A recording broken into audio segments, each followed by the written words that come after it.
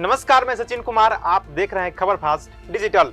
केंद्रीय जांच एजेंसी प्रवर्तन निदेशालय ने प्रतिबंधित इस्लामिक संगठन पॉपुलर फ्रंट ऑफ इंडिया यानी पीएफआई को लेकर बड़ा खुलासा किया है। पीएफआई का कनेक्शन आतंकवादी संगठन Islamic state of Iraq and Syria से निकला है। पीएफआई नौजवानों को रेडिकलाइज्ड कर आईएसआई में शामिल करवा रहा था और उन्हें जिहाद के लिए जान देने के लिए उकसा रहा था। ईडी की जांच में यह भी सामने आया है कि देश में आतंकी गतिविधि को अंजाम देने के लिए पीएफआई विदेशी फंडिंग में भी शामिल था। ये पैसा चंदे और हवाला के जरिए भारत में पीएफआई से जुड़े लोगों तक पहुंचाया जा रहा था। पीएफआई देश में धार्मिक सौहार्द को तोड़कर यहां हिंसा और दंगों के लिए माहौल तैयार कर रहा था। ईडी ने खुलासा किया है कि मई 2009 से मई 2022 तक पीएफआई के 29 अकाउंट में करीब 62 करोड़ रुपए जमा किए गए, जिनमें से 32.07 करोड़ रुपए कैश के रूप में जमा किया गया था। पीएफआई के खाड़ी देशों में हजारों एक्टिव मेंबर्स थे जो पीएफआई के लिए फंड इकट्ठा करते थे, जो देश में आतंकी गतिविधियों को अंजाम देने के लिए इस्तेमाल किया जाना था।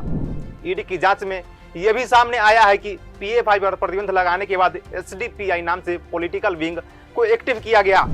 पीएफआई और एसडीपीआई गल्फ देशों में आईआईएफ और आईएसएफ यानी इंडियन फर्टिलिटी फोरम और इंडियन सोशल फोरम नाम की दो संस्थाओं के जरिए वहां से फंड इकट्ठा कर भारत में गैर कानूनी तरीके से हवाला के जरिए पैसे भेज रही थी। हैरानी की बात तो यह है कि एसडीपीआई में भी ज्यादातर मेंबर वही थे जो पीएफआई में थे, जैसे ई अबू बकर और पी कोया। जांच में भी ये भी पाया गया है कि कुछ साल पहले ही ईडी की रेड में सामने आ चुका था कि एसडीपीआई को पीएफआई द्वारा कंट्रोल किया जा रहा था। मतलब साफ है कि एसडीपीआई पीएफ का ही मुखौटा है, जिसको लेकर जांच एजेंसियां तफ्तीश में जुटी हुई है। आपको जानकारी दे दें कि पॉपुलर फ्रंट ऑफ इंडिया 22 नवंबर 2006 को 3 मुस्लिम संगठनों के मिलने से बना था।